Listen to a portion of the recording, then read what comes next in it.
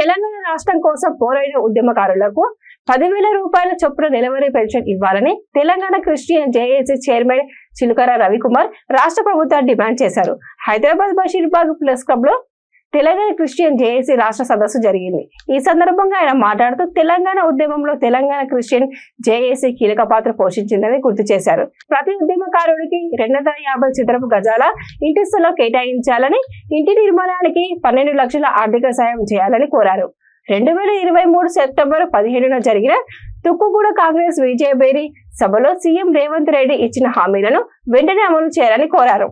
ఈ దినము ఎంతో తెలంగాణ ఆకాంక్ష గురించి జరుగుతున్న ఉద్యమంలో ఒక బలమైన పాత్రగా చేసి అన్నిటితోనే క్రిస్టియన్ చేసి ఏర్పాటు చేయబడి ప్రతి సకల జనవేరి కూడా మేము కొనసాగింపబడి చేసి మేము సైతము ఈ తెలంగాణ అంటే ఉద్యమం జరిగిన సమయంలో అన్నిటిలో ఈ క్రిస్టియన్ జేఏసీ పాత్ర ఎంతో కీలకంగా ఉందని మీకు తెలియజేస్తూ ఉంటున్నాం. గడిచిన డిమాండ్లను మీరు నెరవేర్చవలసిందిగా మీరు ఇచ్చిన సంక్షేమ పథకాలలో క్రిస్టియన్ జేఏసీని కూడా మీరు చేర్చవలసిందిగా మేము డిమాండ్ చేస్తూ ఉంటున్నాం.